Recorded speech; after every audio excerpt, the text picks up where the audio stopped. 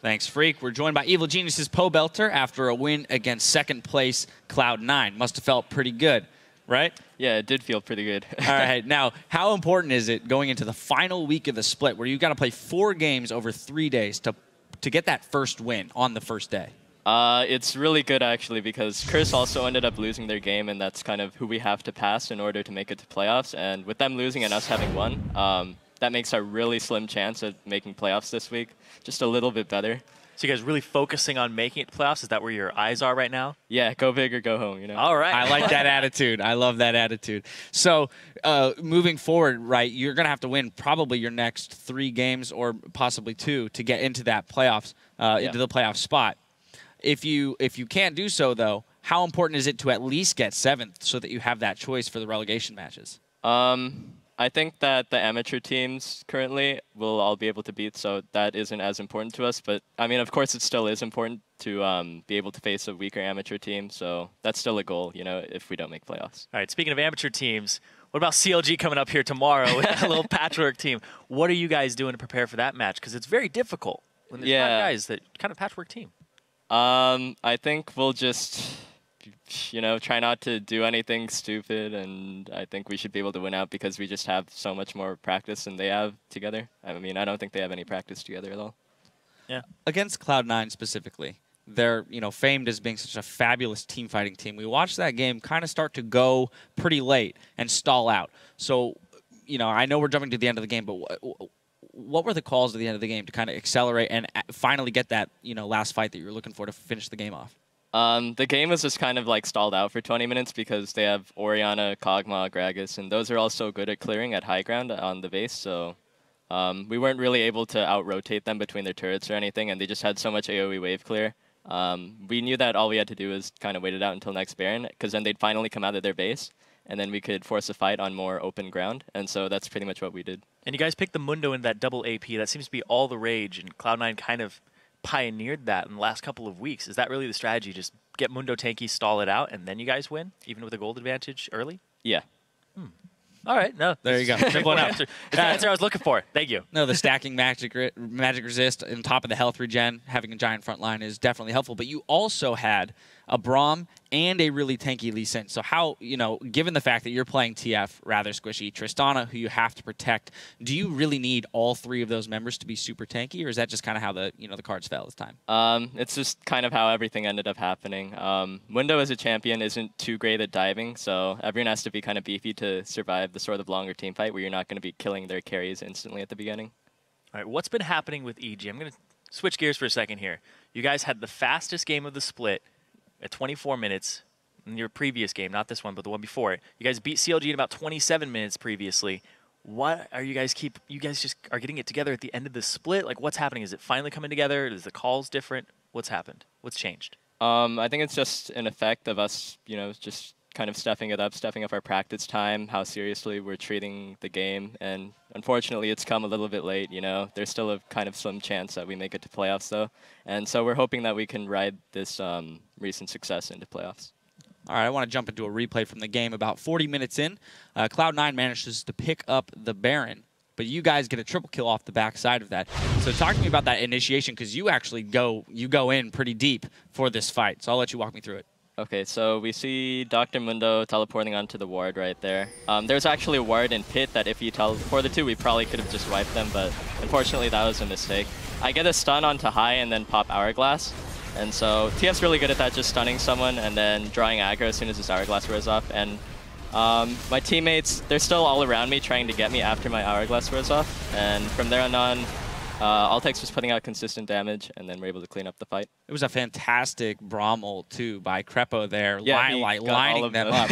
So my next question is going to be about that bot lane, Altec and Crepo. We saw them play exceptionally well last week, and they're seemingly doing so again. How important is it that those two, being in the duo lane, have their synergy and really come out in these late-game carries?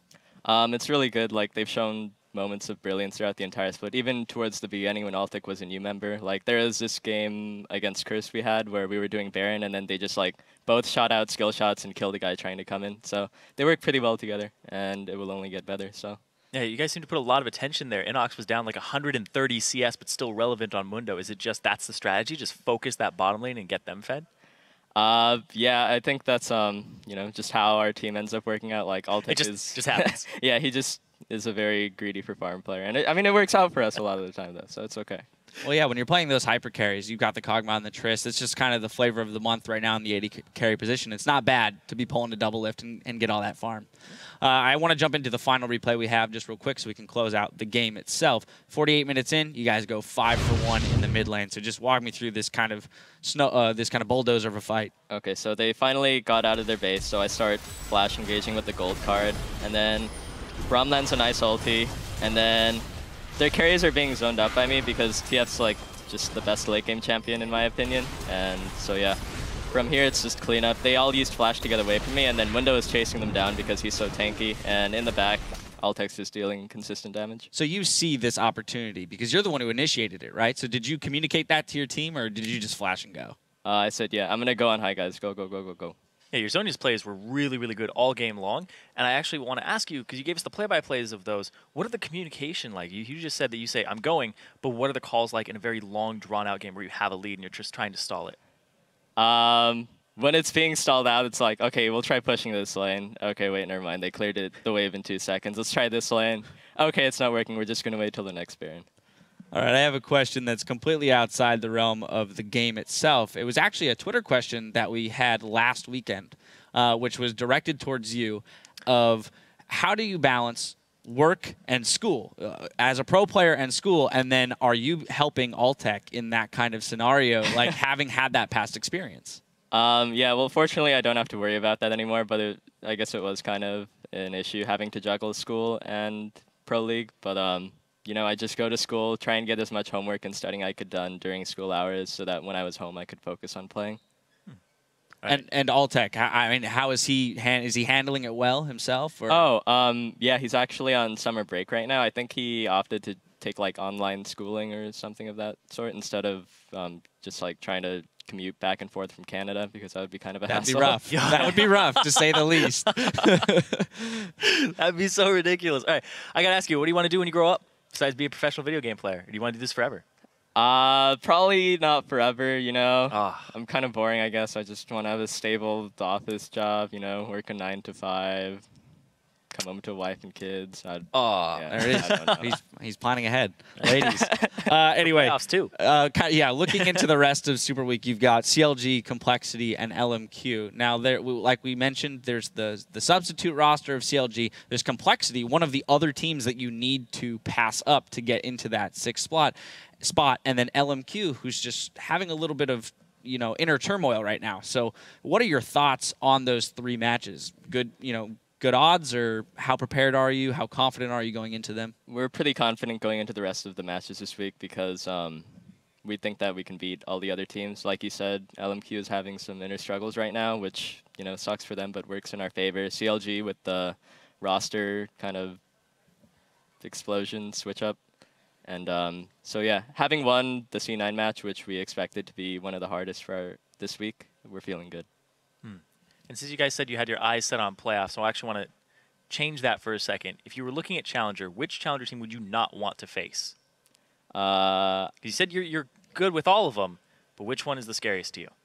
Actually, Team 8, who dropped out in the semifinals, is the scariest to me. Like, they always put so much pressure in, it's kind of hard for me to get going, and whenever we scrim them, I feel like 2 or 3 kills early on, so yeah.